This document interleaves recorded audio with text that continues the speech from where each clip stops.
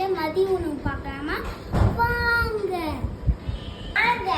சுட சுட சோறு, பருப்பு குழம்பு, ஃபிஷ் ஃப்ரை, பீன்ஸ் பொரியல், இதான் இன்னைக்கு மதிய உணவு. என்னோட சேனல் பிடிச்சிருந்தா லைக் பண்ணுங்க, ஷேர் பண்ணுங்க, மறக்காம சப்ஸ்கிரைப் பண்ணுங்க.